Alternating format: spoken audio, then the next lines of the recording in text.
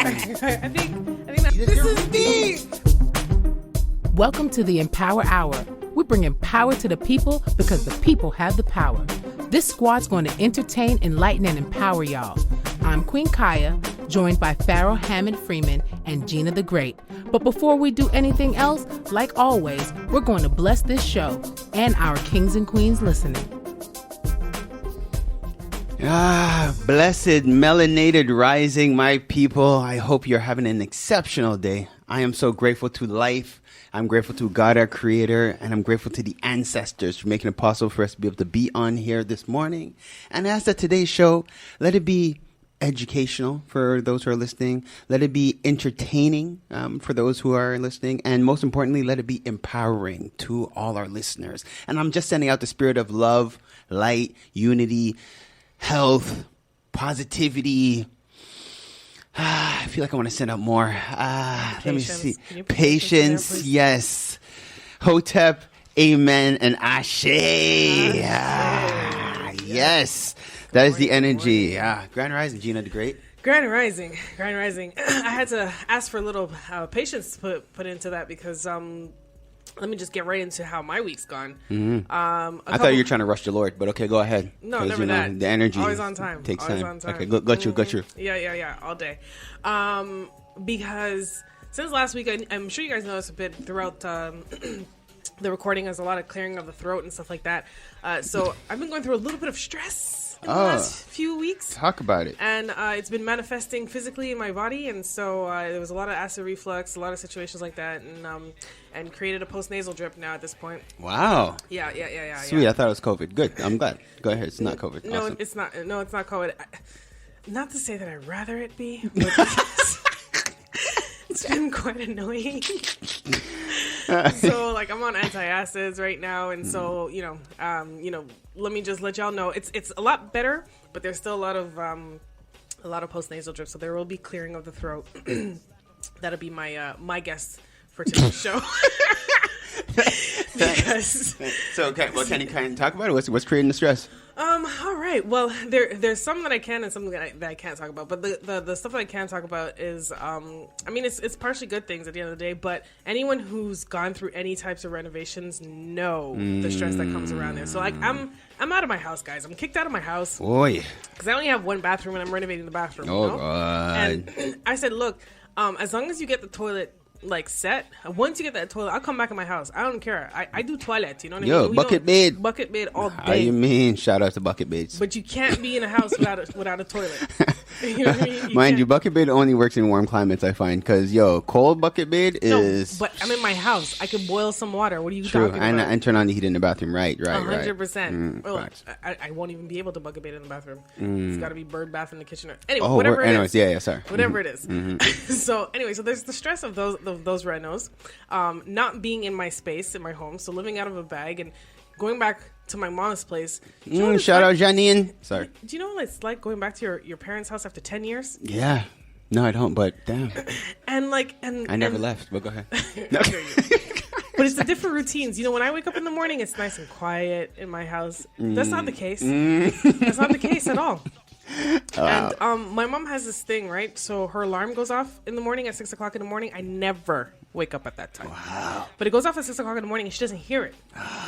And I can hear a pin drop to wake me up. My alarm is like, doo-doo-doo-doo-doo. Like Amazon. So any other alarm rips me out of my dreams. Hadouken hits me in the face. Into this reality life, like, God. I feel like my heart's out of my chest. I'm like, what is this? And who's here? Right. And I'm like, oh, right, I'm not home. Right. I'm here. And so there's that. And then, of course, because I feel like I must be a bit of a sadist and masochist because I'm also moving next month into a new build. And so then there's the move that I have to deal with that. There's the finding the tenant for my place currently. And there's all the monies that come out of your account. Yes. For both the renos and the final payments for the place. Good. So, these are all good things. Yes. These are rich people problems. So yes, it's a good problem to have. It's good, but it's still stressful. Yes, I'm with you on that one. So what I'm trying to do is get more sleep. I've increased my sleep by about 30 minutes a week on average, thanks to the Fitbit that tells me how many hours I sleep. Nice. And I'm really trying to bring that another half an hour to be a full rest. And to do that, you're going to sleep earlier, or you're waking up later? I'm going to sleep earlier. Okay. And I'm also falling asleep with the rain sounds. Right, so I'm trying to meditate just so to clear mind. Oh, does it make you want to pee? No? No. Okay, good. No. Interesting. So I'm just trying to, you just clearing the mind before you go to sleep, just have restful sleep from that standpoint. Oh.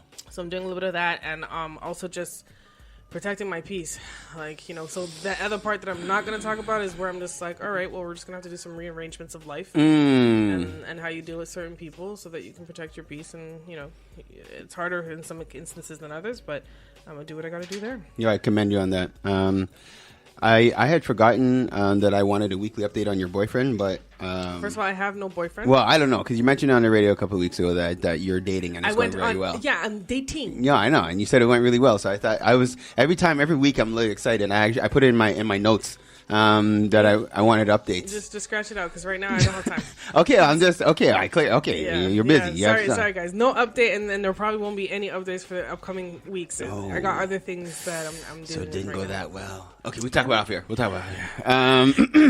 Farrah, how's your week? So basically, I'm up there with you with the stress. I'm still trying to battle all kind of different physical ailments that I'm getting due to stress. So apparently now it's my sciatic, and it's so funny. I figure it's karma because I keep laughing at people when they talk about the sciatic. now I'm like, I think it's my sciatic. My sciatic nerve hit different. It really does. But the thing is very weird because it's like I could really say it's stress induced. Like depending on what I'm doing and depending on where my mind is at, like it starts to hurt. And I'm like, this is wild. Like I'll just stop what I'm doing, start doing something else, and it stops. I'm like, this is so crazy. So anyway, this is one of my weekly challenges. I'll keep you guys posted. I've been trying all kind of different stretching.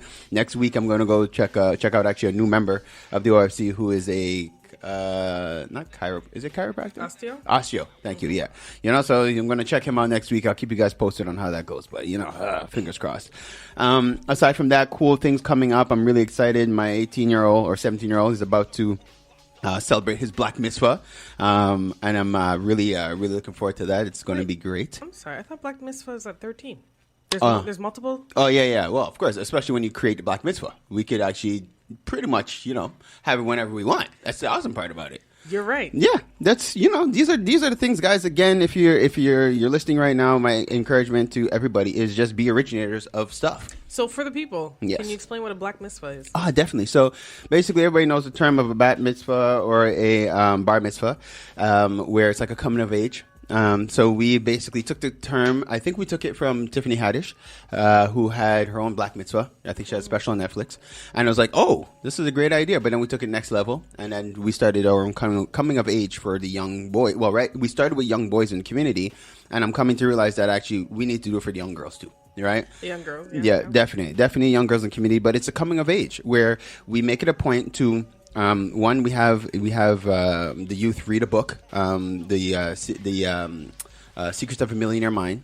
They read that book. We have them meet with different community leaders and mentors in the community. Oh, and actually, our guest that's on with us today, we had him meet with one of our with our I guess Black Mitzvah candidate. I don't know if that's what you call them, but our Black Mitzvah youth coming up. Celebrator. Whatever, you guys know what I mean. The youth that's now going through his Black Mitzvah met with our guest that's going to be with us today, so it's going to be exceptional. We'll dive in, see what his perspective was. But anyway, so we have to meet with different community leaders, different mentors, to ask different questions, to get different insight in terms of life. We have to meet with a spiritualist to understand, again, who they are on a spiritual level. And all this, they have to compile into a report. And then they present that report to the community. I remember that. Yeah, exactly. Yeah, I remember that. They present the report, and in that report, they explain, what they learned, how they're going to apply it to their lives, and what their plans are for the future. And then basically, like anything else, the community comes together. We put some funds in our envelope, and we bless the youth and give them a little seed to move forward in life with, And I'm really excited. I'm excited. It's just one for having this inspiration to create this initiative for our youth. I pray other community people or families listening to this adopt it. And if you guys want more information, please do not hesitate to reach out. It'd be my pleasure to share our blueprints. I want to take a quick little shout out, give a shout out to my niece, Nefertari Bakel. She just turned 13. Shout out, Neffy.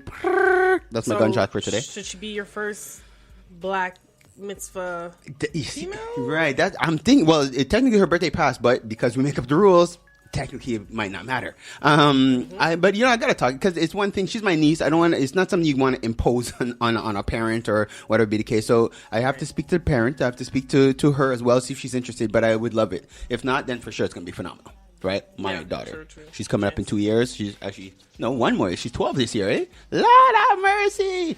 Anyway, so that'll be next. As we're on the topic of youth, and I'm gonna conclude my little segment with this. There was this past week we heard about a youth that went missing, and then the youth went missing and he was found, right? But in that interim, while he went missing, it brought up a lot of concern for people in the community, and I think it would be really cool if, as a community, we had our own community watch.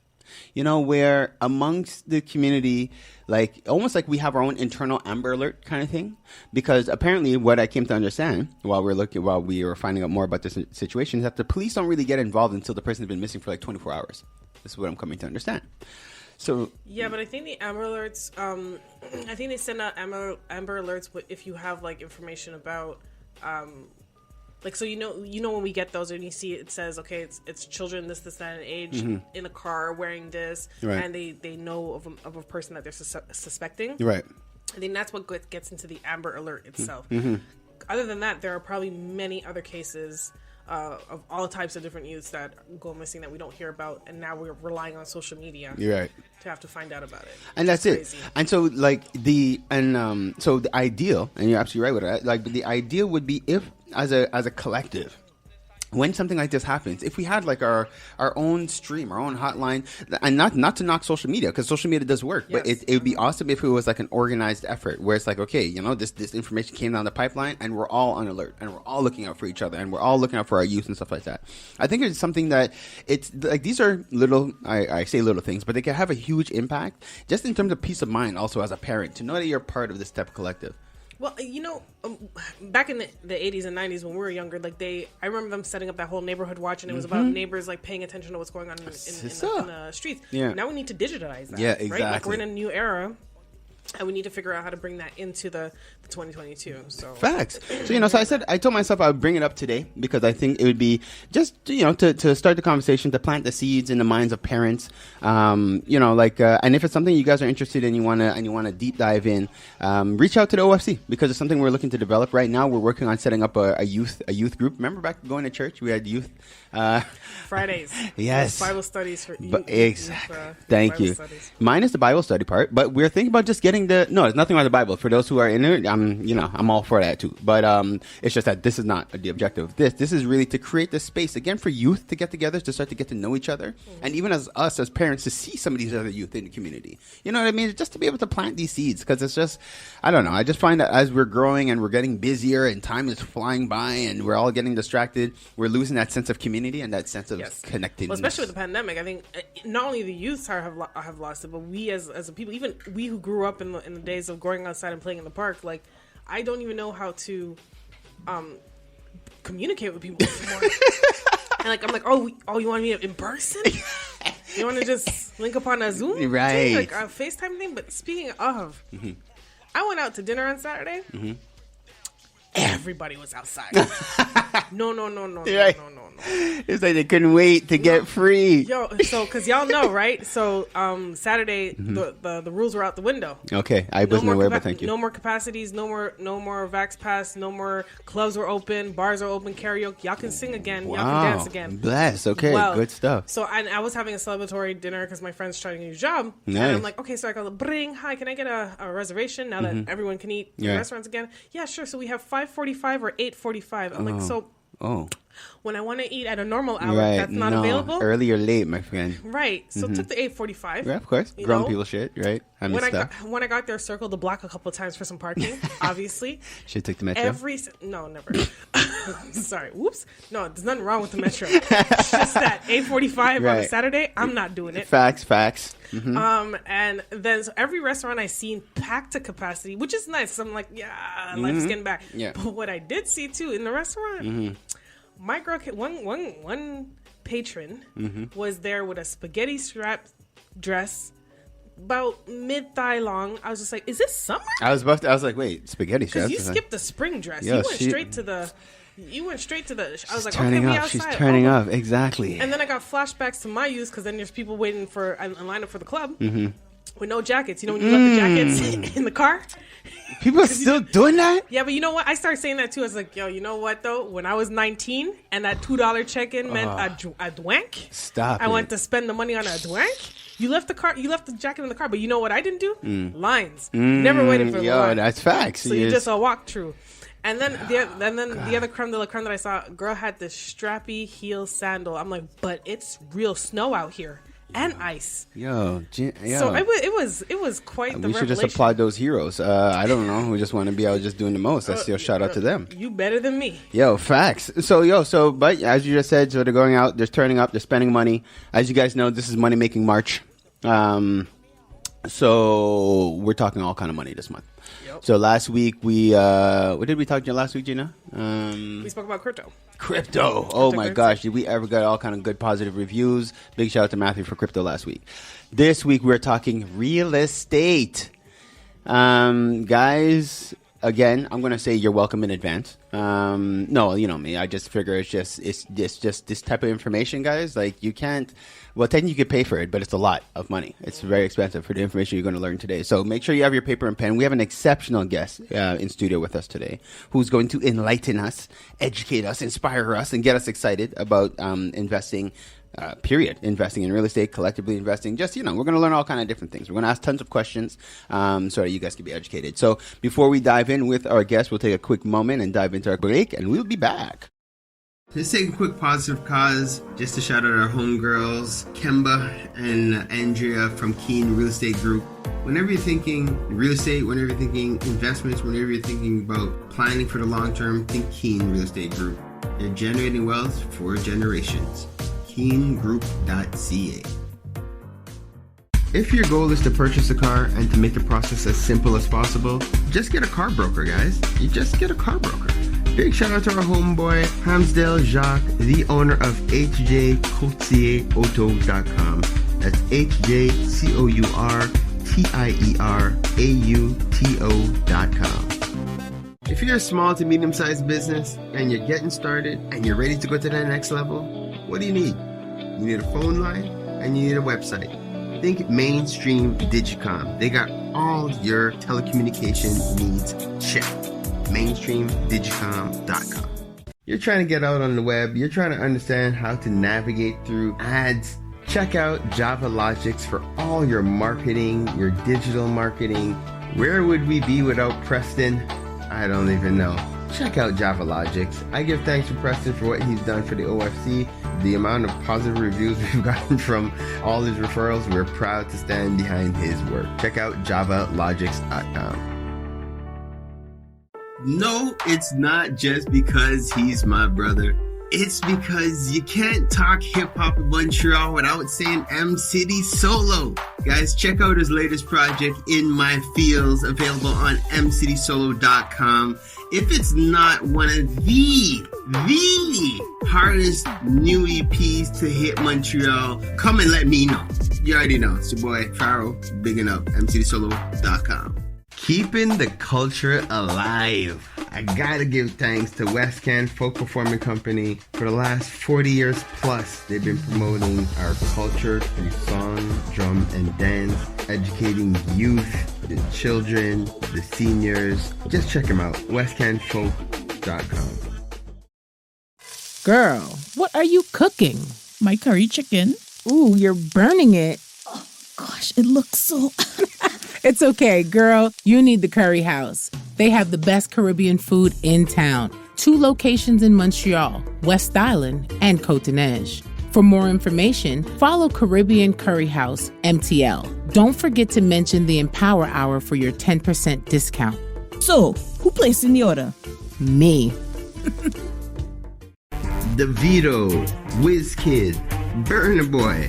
Those are just some of the big names that's blessed Montreal thanks to Afrobeats Montreal. Definitely check out Afrobeats MTL for all concerts, show listings, everything that has to do with Afrobeats in the city. Check out Afrobeats MTL. One full circle. We are the Melanated Community Resource Hub and Network. What does that mean? We're here for each other. Parlay with the people. Parlay with the people. Parlay with the people. Parlay with the people. Parlay with the people. Parlay with the people. Parlay with the people. Parlay with the people. Parlay with the people, y'all. We're talking money.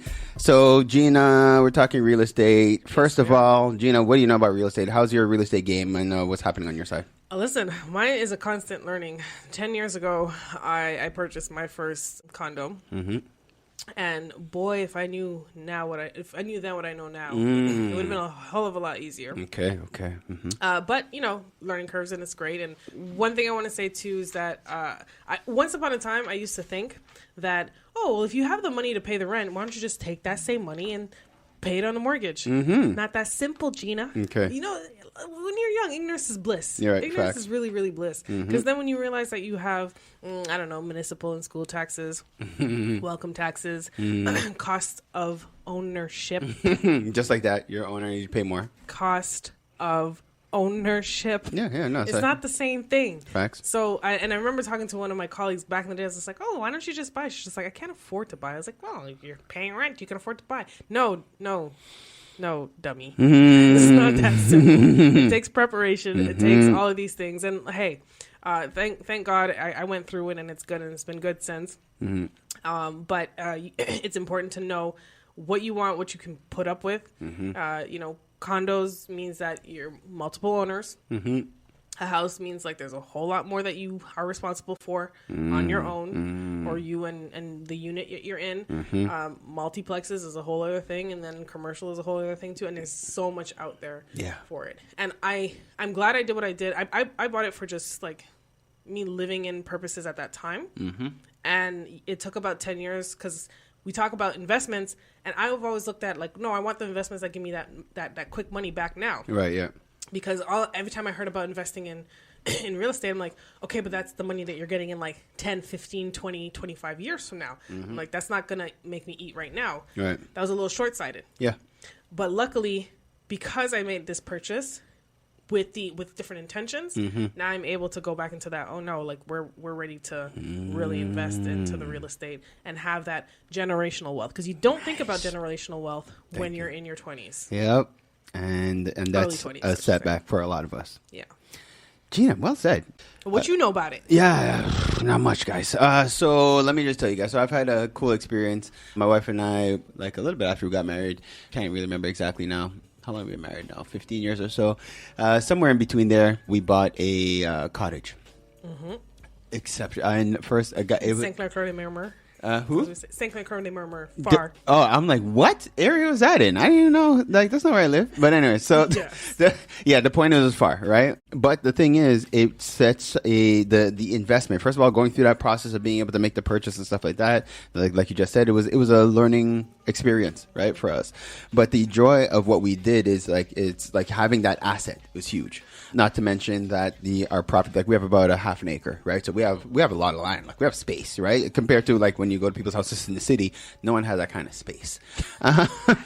Acre. Yeah, you know what I mean? It's just like that's just what it is, and it just gives us different freedom. Now, we also had the advantage of the fact that hey, like we were busy. My wife and I were busy, and so we were in the city a lot. So we rented out the cottage. And we had other people paying the mortgage for a long time. It was awesome. People would rent it for Airbnbs, put on different events, parties, all kind of different things. Yo, we have space. So now let's fast forward. We have the OFC, and now we've recently, when I say recent, it's about 3 years, right? We created an investment group, and the whole purpose of the investment group was for us to recreate a whole Black Wall Street. Now it's awesome. From within this investment group, we raised roughly about $40,000. Dope. But this is where it got real, because having the money is not it. It's not. We came in very green. Like, yo, we just need to raise some bread, put money down, buy some real estate, keep it popping. No, I'm so grateful for people like Rodney, who's here to share this wisdom with us, because it was such a learning curve to the point where we're still we went through so many loops trying to buy this.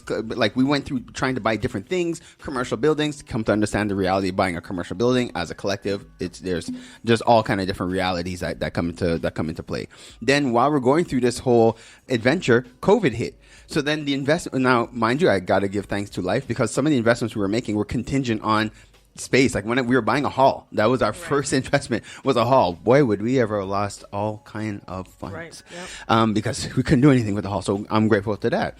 Then our other investment we were getting into was a duplex, or a duplex at the time, and the plan was to rent it out to students and different things like that. And that would have been canned as well, because we had all kind of we were banking on international students needing a place. Anyways, all kind of just to say, we recently just said, okay, you know what? We're just going to buy something simple. We're just going to buy land. We're just going to buy something where the community could be able to come together and say, look, we own this asset as a collective, and let's benefit from the fact that people want to get out of the city. So we're still actively going through that process. And just to tell you guys, it has been an uphill battle. But every day we're learning. I want to say it's been a good experience, because the knowledge that we have learned as a collective has been exceptional. But knowing, like you had just mentioned, knowing the fact that as a collective we've been able to amass some capital to be able to have something that we own that we can hand off to the next generation, that is really why we're doing this. So now I'm hoping today, with the information that we're learning from our amazing guests that's with us today, is that we're able to just have a couple more nuggets that we could, add to our pool of knowledge to be able to bring us to that next level. So that's kind of my experience with real estate. So I've been alluding to our amazing guests that we have in studio. We have the one and only Rodney Jeune with us. Rodney, welcome. Thank you. Remind me, I got to get those clap sound effects. I was going to say, but they're there. I know. You just got to play them. You got to play them, because the dry hand claps just doesn't do it for people anymore. But Rodney, welcome to the Empower Hour. Welcome. Thank Happy you to for be being here. Good. Nice. So let's dive right in. So first off, let's talk about you a little bit, Rodney. Let's give it a little bit about your background. Who are you? Me?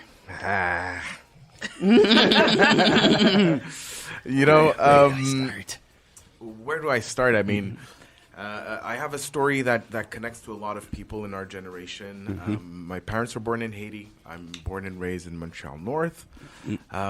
First generation Québécois, right? So my parents that are now divorced bought a duplex in Montreal North in the 80s. Okay. All right. So years passed. My mom kept the house. It was a hard struggle for her. Right? Okay. And then that day she calls me, I'm 18, and she's like, Rodney, I'm done. I'm graduating from the hood. I'm going to Laval. Okay. Ooh, yes. I'm graduating. All right, that's amazing, Mom. Yes. Mm-hmm. So what are you doing with the duplex? My mom's like, man, I'm so tired of this duplex. I'm going to sell it. Everybody else is telling me just sell it. I'm going to build a house in Laval. So I'm like, Mom, I like your dream of building, but why you want to sell? You know? She's like, because I don't want the trouble. I'm like, Mom, please don't sell. I didn't know why I told her that, because I thought it was the smart thing to do. Right. Usually when you think you're saying smart things, you actually don't. Yeah. But it was actually a good Gina one. knows what you mean. Gina knows exactly what you mean. Yeah. Shots fired. Yeah. No. Go ahead. Yeah, because I'm an intelligent person, and half the times I have to tell Pharaoh about things, and he doesn't listen. No, he doesn't need. You see, and then after he's like, "Oh, yeah, you were right." Gina just can't take it. Anyways, go ahead. Sometimes. Sorry, Rodney. The floor is yours. I know Gina had to dive right in. Go ahead. Feisty morning. Yeah, go ahead. Listen, all right. Go ahead, Rodney. So, welcome to the team, Rodney. Yes. All right. So, I told my mom not to sell, and she didn't sell. She got her house in Laval, great house. She kept the duplex in Montreal North. And fast forward, because I'm not 18 no more. You fast forward, and my mom has a house that's fully paid. She's retired. And these are the main situations when your parent sits you down and tells you about their plan that affects you in your life. So you kind of have to sit down and agree on what's the next move. Right. I'm not going to a new country and restart everything like you did. Right. So there's certain things that we need to be put on that, you know, it's a brand new reality. A lot of my friends. Shout out to your mom who decided to talk to her children about that before just being like, hey guys, by the way, we're out of here in 90 days. I sold a house. Yeah, communication. Shout out. Big shout out to your mom for that. Generational communication. Yeah, big time. Yes. Seriously. Necessary. Because for us, it would have been like, yo, by the way, we're going to live here now. I done sold the house. Like, wow. Whoa. Okay. Wait. Yeah, I know. Sorry.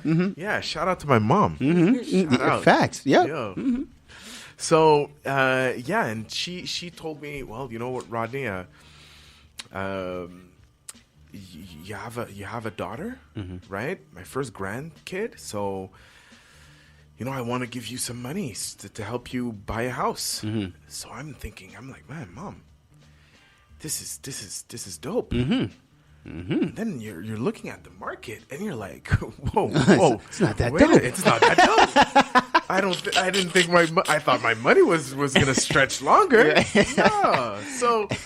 So we had to really sit down and the conversation where it started. It's where a lot of investors actually start is, where am I going? What's my goal? Right? And that question can sound a little, yeah, what's your goal? You know, a lot of people try to goal set and whatnot, but this is a lot deeper. Because you have to get to know what type of investor you are, because there's different type of risk appetite that is associated with the type of investment that you could have and that you would want to have. So obviously in real estate, there's a lot of opportunities. There's a lot of different scenarios and directions you can go, but it's really about what you want and your real personality. So now what you believe and why you want to, the why behind everything is also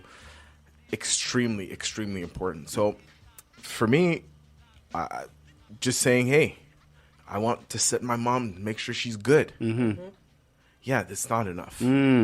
Right? Oh, yeah, Mom, let's just buy and we'll rent it out. Yeah, no, not enough. Yes. Right? Quick search. Quick search. Hey, yeah, somebody can help this with this. No, not enough. And what is power? My dad has been in the educational system, and he made a career out of that. So for me, education is gold and power. So I went back to the roots of, man, what do we know? What do we not know that the others know? You know, because that part. That transition between leaving Haiti and coming to Montreal. I mean, there's some knowledge that, you know, was just not accessible. So now I decided to invest in education. And this was a game changer. Game changer. Whatever you thought you knew or you thought you know. And it's not just, oh, follow this, call this person and do that. The first thing and where everything starts is you have to get to know yourself. Right? Now, I read this. You guys know Robert Kiyosaki? Rich Dad Poor Dad? Is that him? Yes. So he also has this quadrant. Okay. The Robert Kiyosaki quadrant. Okay. You guys Google that. Yeah. So the quadrant will be 4 parts. You'll have on the left upper part the E for employee. Under that, you'll have the S for small business. On the other side of the quadrant at the top, you'll have the B for big business. And under that, you'll have the I for investor. So what I thought was extremely important is that we all are in one of those categories. Vervipa. Vivipa. Sometimes you're a E, an employee, but you're mentally somewhere else. Right, yeah. Right? But the mental aspect is the most important, not where your current position is at, right? Okay. Because if you don't have enough money to invest or do any big business, you need to keep your job. Right, yeah. Stay an employee. Yep. Right? But the mindset has to be different for you to actually be somewhere different. And the key thing that Robert actually brought up on these quadrants is that the mindset of an employee wants security. That's the first thing they want, and the most important thing. So, hey, if you can give me a little money when I retire and make sure that job is going to stay there for next, right? But a lot of the E's are main goals for anyone who comes from poverty. Will want to be a E. Yep. You could be a good E. You could be a bad E, but a E, an employee. So the employee wants security, trades his time for money, and time cannot be. You can't have more time. Meaning, in a day, it's 24 hours for everyone. That's it. So at one point, you're kind of capped on the amount of exchange you can do with your time. Now, the E will give anything for security. So they don't mind. Yep, the sacrifice. Right? The sacrifice. Now, the E gets taxed the most. Tell me about and there's a and it's the populace of they generate, they work for, they do a lot, they get a lot of stress, they don't dream much because they work for someone else. It's always in a specific, like, hey, don't dream too much. You're an E. Be a great employee, and guess what? We're giving you security. Yep. Right? Under that is where, Pharaoh, you and I met. I was a pure S, small business. I was a personal trainer, working for myself. I was like, screw being a E. I'm going to rule the world by doing my S thing, right? Right, yep. But the S thing is funny because if you personally do not work that day, everything stops. Yeah. Yep. So if you have a bakery with your name on it and you're the cashier and you're the baker, that day you're sick, everything goes down. Yes. You still get taxed a lot. And what you exchange for your time, because now you're giving all kinds of time. You're not even counting it. You're not punching in, punching out. You're working clockwork. Stress is high. Yep. And at the end of the day, it is hard to leave anything. Facts. To your kids. And when you say building wealth, it's tough. And a lot of times your children have been watching you struggle, and they're like, I don't want your business. I don't want your business. And you're like, man. It's crazy because, and you say that because a lot of people will say, like, oh, I don't want to do that 9 to 5. I don't want to work for the man. Like, I want my freedoms. And then when you do your small business, there is no 9 to 5. Yeah, you become the man and you're working 15 hours. Yeah, there's midnight to midnight. Yeah. And if you're lucky, you can sleep in between. Yep. Right? So, the on the other side of the quadrant, at the top, you'll have the B. The B will be big business. Now, the main difference between big business and the two first section of the quadrant will be you'll be very tax aware. That's the first thing. You're very tax aware. Yep. I do speak about taxes because a lot of people don't know how important tax are. Right? Yep. The other thing about a big business mindset is that you want to create systems.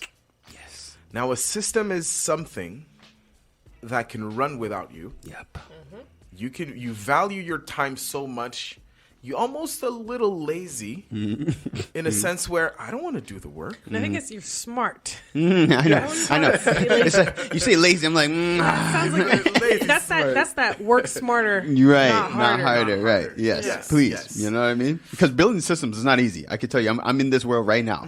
It ain't easy. It ain't easy. All right, cool. It ain't easy. All right. And the minute the system is rolling, then you get back your time. Yeah. And you can actually work at the direction of the big business instead of instead of the day to day. Exactly. Yes. And again, their tax aware, very, very close to their accountant, very close to their fiscalist, will tell you, hey, listen, this is how you do not get taxed that much. Because the first trouble is actually gaining and getting money. Right. Yep. The minute you get money, the next day you're thinking, how do I keep it? Exactly. Yep. It's So in and out. that day of you celebrating because you made it, the next day right away it's like IRA tax. Yeah, that's like when you buy your house and the welcome tax comes in. Exactly. Welcome. Yes. You guys remember? Message. Message. Yup. Yes. Yes. So, in that quadrant, again, the big business will work at system, get himself out, and be very tax aware, and will be able to say, hey, listen, it's not about my ego driving this compared to the S, Right. who wants to put his face on a T-shirt, and there's nothing wrong with that. Yeah, If exactly. you want to put your face on a T-shirt, please go ahead, right? And the I. So the I, again, on that side of the quadrant, you're always tax aware. That's the number one thing. And being aware and being able to pay no tax is completely different, right? So Yeah. what tools can you use? What professional can you knock at the door to be able to pay a lot less of your taxes? And now people will say, well, taxes are good. That's what makes our city run so well. Our road looks so sweet. And Where are they saying that? Not Montreal. No? No, they didn't say it here. Sorry. They didn't say that in Montreal. They said the opposite. The complete Opposite. opposite. Yes, Thank you. yes. Okay. We're wondering where these tax dollars are going. Right? Thank you. They're going to no. I Okay. I'm not gonna always get into it. wonder. Yeah. So- yes, good. So basically, the I will have a mindset of being able to read and understand data, because he has to invest in people, invest in things, invest in businesses. And to be able to invest, you need to be able to read, learn, know, and calculate your risk and know, okay, yeah, this I like what he's doing. I'm putting money towards this project because I vetted it, right? Again, any quadrant you're in, you can be good, you can be bad, Right. you can get better, but you have to ask yourself, what quadrant am I in to start with, Right, yeah. right? So the investor's brain and mindset is what is going to make you say, you know what, these are the type of goals that fit with what I want to do, who I am, what I want to do. Now, where does real estate come in? A E mindset, who's a real estate owner, will not delegate. He'll change all the light bulbs himself. He will be an employee to any tenants he has, Okay. right? Exchanging his time. He wants to be in control. He's tired. And he's not thinking of equity, future, strategy. What's the next move? He's just, man, please pay me this month so I can go about my business. Right. Right? But when you're on the other side and you're thinking big business or investors, that's when you're thinking, okay, how can I scale? What's my strategy? I want to free up my time. Yeah. Right? And this is the most important thing. And I also want to build wealth for the next generation. If you're a great E, how much wealth could you leave being a great E? You can leave some. But how far does it go? Does it go 2 generations? Does it go Pharaoh the third, the fourth? Right. You know what? Right? Yep. So these type of questions I came up with. This is the information I came up with after speaking with my mom and really being able to dig deep into what our plans are, and being a father of a wonderful, wonderful daughter. I was thinking, you know what? The next moves are for her, and it's for the future. So you're scaling, you're zooming out to be able to see the big picture. Yeah. So after that, I invested in my education at a place in a school called MREX. MREX. Okay. I was extremely, extremely happy to go there. Nice. Because the information was overwhelming. Okay. I felt stupid. I felt like it was way too much. I felt like, whoa. But do you guys see those mountain goats that you see on a extremely steep mountain? Right.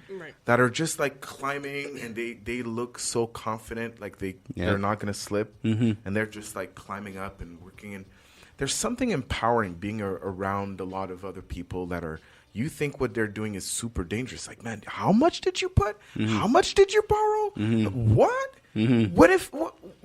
Oh man, this is a pure E mindset I'm having, because the E questions are coming up. Like, where's the security? Right. Right? Wow. So the mindset is always what drives the questions, and you always have to ask yourself, hey, who asked that question? Right. Is that the E? Right. Who was that? Is that an I? You always have to question. Okay. Where is it coming from, that question?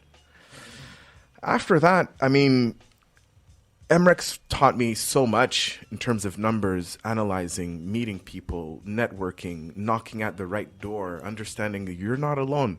You're not alone. And you can learn from a lot of other people's mistakes. And sorry for cutting, just for clarity. Now, this school, is it like, how do I make the comparison? Like, is it for people who want to become real estate agents? Or is it because that's, I want to understand, like, you know what I mean? Like, are we talking a school for agents, or are we talking a school for investors?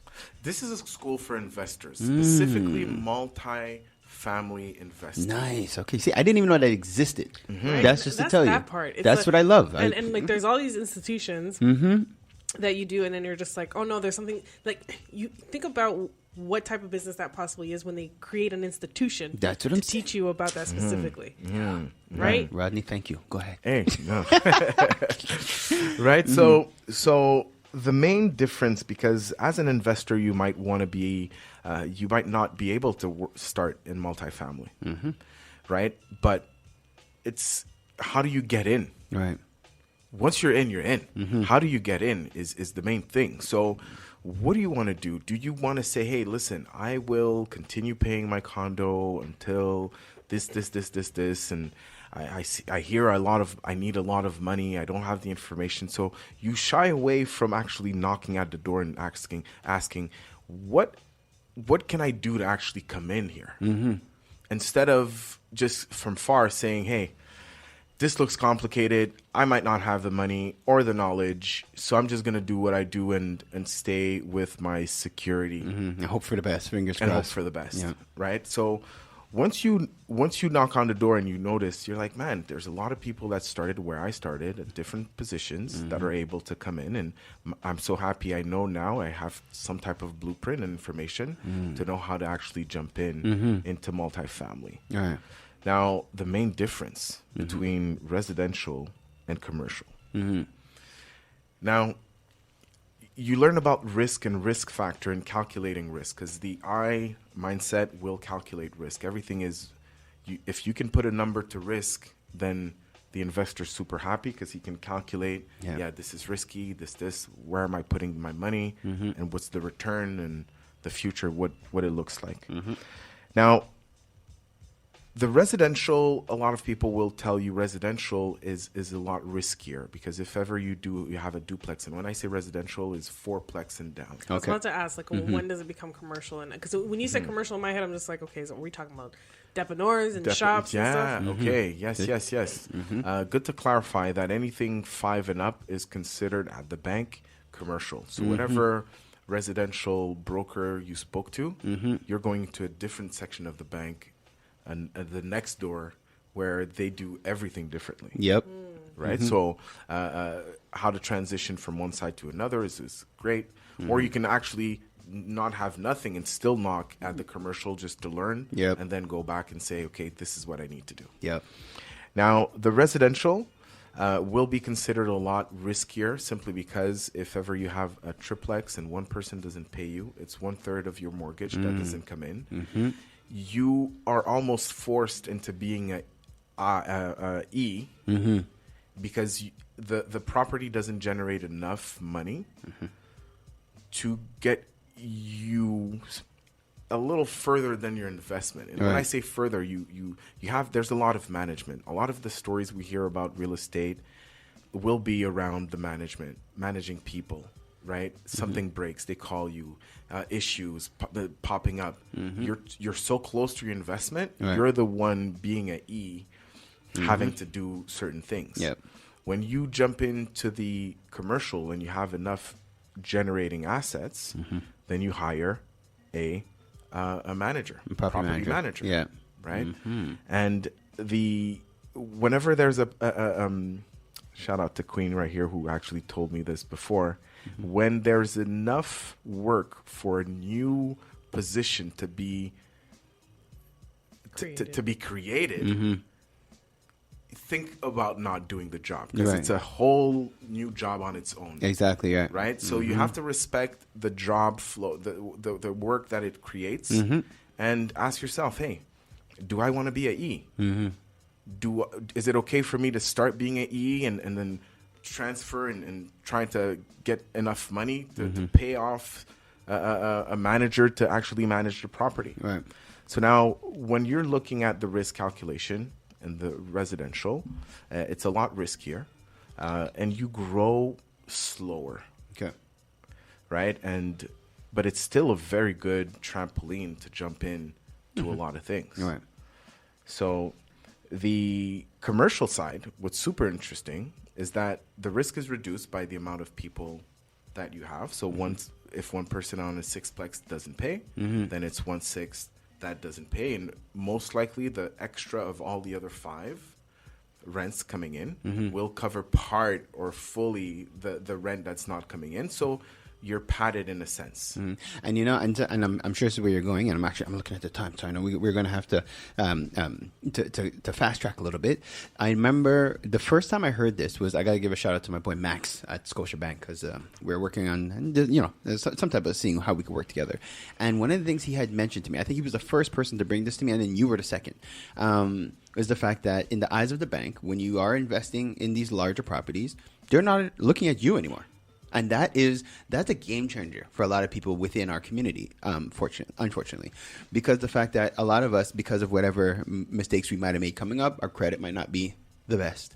But when you're coming in as a commercial buyer, the bank is not even studying you. It's like, okay, they're now looking at your asset. They're looking at, okay, how large is your property? How much is your rent is going to generate? Like, and that, guys, I'm telling you right now, for those who are listening, it is a game changer, because a lot of us personally, or our credits, it won't allow us to become real estate investors. But if you could actually get to that echelon, so to speak, where you could actually become a commercial investor, the game has changed for you completely. But not to mention, and to jump in on that, and that's where sometimes you have to start off as that residential buyer, right? Like I said, for me, 10 years ago when I purchased it with a different mindset. But then as I'm paying this mortgage for 10 years, there's this thing called equity that's built on your home, and that's both on what you've been paying on your principal and what and the value that your home has increased on the market. Now you have that equity, and it's no longer the money that I saved up to pay that down payment for this one condo is no longer my money from my job, right? That I'm hard earning, putting my time and getting paid for. Is no longer that, because then the other thing that I was told was anything that you need done in your home should not come out of your pocket. It should come out of the equity of your home. So you use that money to reinvest into that property, because if there's equity in your home, it means that if all else fails and you turn around, you go back to the bank and you say, I want to sell that, nothing still comes out of your pocket at the end of the day. Yes. Yes. Very smart, good advice that you actually got. You said a key word, the word equity. People think cash flow. People are very cash flow driven, meaning, oh, how much are you getting extra after your rent? $300. $300. You bought a sixplex and you're only getting $300. And how much did you put in? Oh yeah, 400,000. No. Just I'll put it in crypto. Not to knock crypto, right? But yes. But the risk is completely different. Completely, right? So what's really interesting about multifamily is the first thing is how the bank actually sees it. They see it as a business. They calculate it differently. And the reason and the way they calculate it is how much revenue after expenses this property is generating. And according to the revenue, they will give a value to the property. So higher rents or higher profit means your property is worth a lot more. Right. But the residential, they don't care about the rents. Two duplexes, one next to each other, built the same, one sold for $1 million, then it's going to impact the other one, even if the rents are extremely low. Right. But in commercial, they would say, hey, they're both built the same year, 2 sixplex, one next to each other. This one is worth, you say it's worth $1 million? No, it's worth 800. Oh, this one is worth 650. You're like, what? Yeah, why? Oh, the rents. You're not making as much. Wow. And since we say this is 650, we're going to give you a mortgage for 650. Right, yeah. Based off of what? But excuse me, Mr. Banker, what about the 350 extra? Because it's still $1 million to purchase. Right, yeah. Oh, it's going to have to come from your pockets. Right, yeah. So this is the first cold shower a lot of people will get when they knock at the door of the commercial side, and they'll be like, whoa, this is a lot of money to invest. Yeah. I am not ready. This, and that's when you start creating all kinds of scenarios. Why not? Right? So the multifamily is a faster way to actually create wealth. Okay. But the main thing is the added value that you can create yourself in your assets. Now, people put their money in stocks. They cross their fingers that the corporation will make the right move to make the business grow so that their stock actually grows. Increases, yeah. You're not in control of it. Right. You're putting money in crypto. You're crossing your finger that it's going to be popular enough. Other people are going to jump in. You have no control. Right. You buy a sixplex. You raise the rent by adding value. Then you just made your asset more profitable. And there's more money for you to get. And for our listeners, like when you say added value, you mean just it could be as simple as you come in and do some tweaks in the bathroom, in the kitchen, add value in that sense. Is that what you mean? Yes, you can add value. You're looking, as the bank is looking at the net profit, like your net operating income. Right. Now, by increasing the rents, you have to explain why you're increasing the rents. You can't just increase it just to increase it, right? So you have to invest in it. Or you can lower your expenses, revise your insurance, electricity bill too high, so let me change everybody to LED or control the temperature and max it out at 24. Right. No apartments can actually go higher than 24. Right. For Boom. example. Exactly. So now rents are higher. Then the value of my property will be increased. Wow. And when people are looking at cash flow, the real investors are looking at how much equity am I actually creating? Because now the market will have a lower impact on how much my property is going to be worth. I'm the one putting the effort, and the fruits are still in my backyard. I'm directly creating the wealth and the added value to my asset. And that's a lot. People don't have that. They can study an asset. You can study a stock, take it out, put it back in. Right. But unless you work for the company and actually take decisions for it, you can't create like that added value like you can with real estate. Like you can in real estate. So, and I think there's so much to deep dive in there. But Ronnie, from your perspective, when it comes down to that buying, where do you buy? Do you have any advice on like how do you select? Where do you go? Where do you start with that ultimately? Where do you buy? How do you start? So first, you have to be honest with yourself and know how much money you actually have. I was gonna say, because I was like, all this sounds awesome, but it like the reality check. We're talking a couple $100,000 you're putting down. No longer. We're talking commercial. Right, for sure. Right. You know, because we're not talking about just buying a residential spot where you need. Yeah. Just to give you an example, I calculated all the sixplex that were sold in the last 2 years in Montreal, put them through a conventional way of purchasing, and the down payment average was about 53.4%. Wow. Whoa. Of the price. Wow. So that was your down payment. Yeah. Wow. See, that's So, reality. so the first question is, man, this is out of my league. How do I do it? But there's so many ways of doing it. The furthest way of doing it is with a REIT. A REIT will be a stock, almost like a stock, but the company owns real estate. Okay. So they actually give you dividends, quarterly dividends. You give them money, they do the purchasing, and from the cash flow they get, they give you money every 4 months. Wow. This is the furthest way of actually you can invest in properties, but you're not yourself looking this, that, this. Okay. Right? You can actually put yourself in a group, contact the OFC, put yourself in a specific community that are putting their money together. But the main question is always, what's the exit plan? If you don't know the exit plan, don't go in. That's 100%. Don't start asking once you're in, hey, how are we getting, what are we getting? Facts. Yeah.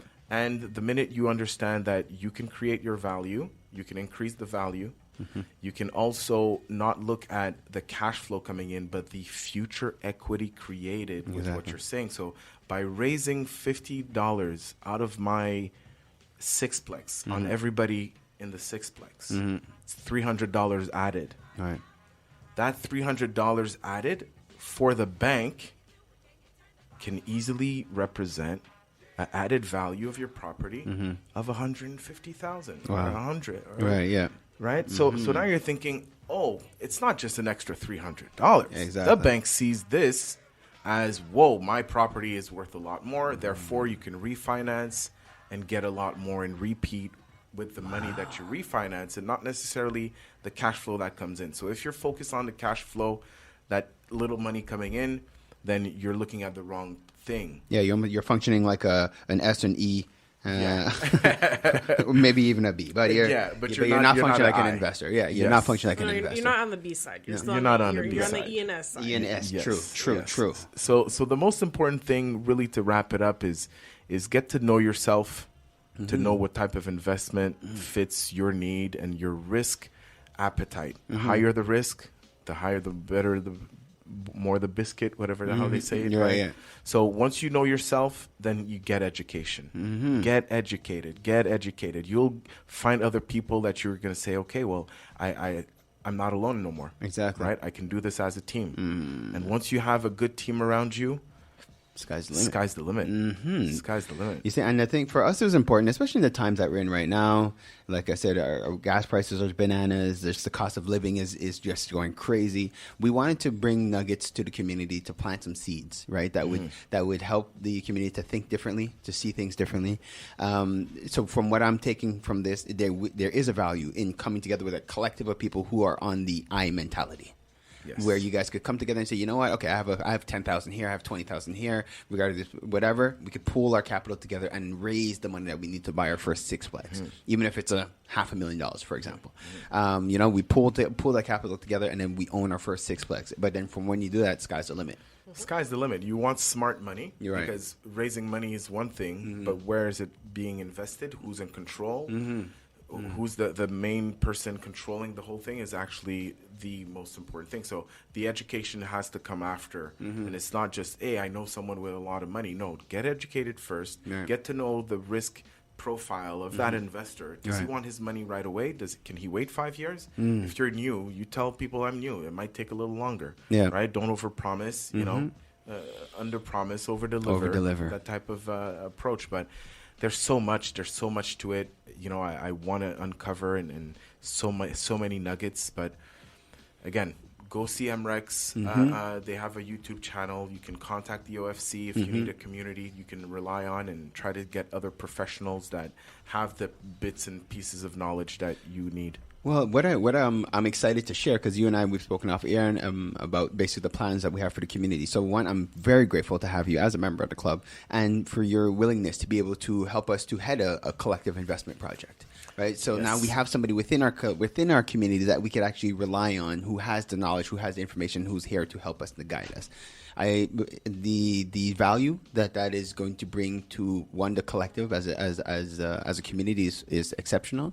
But again, the generational wealth that we're going to be able to provide for our future, for our children coming up. And that is one of the main points why we all came together and created this investment club, is because we wanted to see something for our future. Where we had made the mistake, we never even thought about an exit, because we weren't in it for an exit. We were in it to pool our capital together to keep it long term, because in our minds, that's how you build generational wealth. So none of us were like, okay, how are we going to get back out? We're like, no, we are in it for life, and we're in it for our next generation. Yeah, and right? I think when we talk about exit, it's multifold, right? There is the, okay, do I want to purchase this, flip it, and make more money and keep it going? But the exit is like, okay, when can I exit being so hands-on on this property and whatnot, and then I can remove myself and let it give me that residual income without needing so much time and whatnot, and start building more. That's it. Right? And so that, like, you got to give yourself that time frame for that type of quote-unquote exit. Yeah, definitely. And if you're running after the cash too fast, then guess what? You're paying taxes extremely fast as well. So whatever profit you're making out of a flip, I mean, you better reinvest that money extremely fast, simply because your taxes are going to be stupid crazy, right? Yes. And I wanted to share this with you guys because when I dug deep into my reasoning onto why I want to do this, because you have to ask yourself why 4 or 5 times. Yep. You don't accept the first answer, you dig a little deeper. And through slavery, we were able to make land more profitable. Right? By digging our hands in it and making the land that we didn't own more profitable. While being told to go back to our our own land, while making another land more profitable. Now we're completely 2022. We're in Montreal. We're in Montreal this morning. There's no slavery, thank God. But I want to know how to create value on land, because this is the most important thing. After this, nobody's going to tell me to go back nowhere, because I'll be exactly where I need to be, and my daughter will know, hey, this is ours. Wow. Right. All right. Wow. Rodney, now this, I feel it deserves a round of applause. Like that closing statement right there, that is how you close an Empower Hour interview. Jesus, that was good. Guys, my goodness. So, Rodney, I can't thank you enough. I know people are listening and they're like, where are the handles? How do I reach Rodney? What is it? So go ahead. You could share what's what and how, what the next steps are. Yeah, I mean, I accept all my friends on Facebook. Anyone who wants to be my friend on Facebook, we'll be friends. It's okay. That's a start. It's okay, right? So Rodney Jeune, good. Jeune. Through the OFC, you can also contact me, because I will be doing some workshop with the OFC to dig a little deeper into the subjects. But yeah, on Facebook or LinkedIn. Perfect. Rodney Jeune, you can hit me up. I will be putting together something to really bring all the investors or people that want some information, but it's really just about sharing and growing together. That's it. And on a personal note, I do want to thank you personally for taking the time and speaking to my son. He was glowing by the time that he ended the call. He called me right after. He's like, "Dude, this is crazy, Dad. I'm going to be a millionaire." I was like, yes, he will. Yes, he has the mindset. He has the spirit. So I thank you for the knowledge. And you've gone over and above, because normally we ask people in the community, if you could spend like 45 minutes max, half hour to talk. Your conversation with him went over an hour, and you're like, we're going to have a follow-up. Yeah, for sure. We need follow-up. Basically, so we're going to put it on the schedule. He told me the whole 9. So I was like, I thank you again for just going over and beyond. No problem. The commodity of time is something that a lot of people forget. So when I meet a young, bright son like yours, I mean, I just want to give him all the information, because time is on his side. And now that he knows, that's it. Dangerous. Guys, so you guys heard it. Anybody who wants to get involved, so follow up, check out the OFC. You go ofccommunity.com. You could sign up. You could join the community, join the collective. And as soon as you join, say, I'm interested in real estate. If that's what it is, I'm interested in the collective investment. If that's what it is, and we will guide you, and we'll make sure you're part of the right groups and that you're present in the next meetings that we're going to have. I think we're working on something for beginning of April. So, you guys will be in the know. Kings and queens, this was the Empower Hour with Pharaoh Freeman, Queen Kaya, and Gina the Great. We are on live every Sunday from 7 to 9 p.m. and broadcasting Thursday mornings at 7 a.m. on CKUT 90.3 FM. Hopefully you got your dose of entertainment, enlightenment, and empowerment. Subscribe and watch us on empowermtl.com and email us at empowermtl@gmail.com to anonymously be featured on our What's the Tea Mail segment. Stay blessed, black, and highly favored.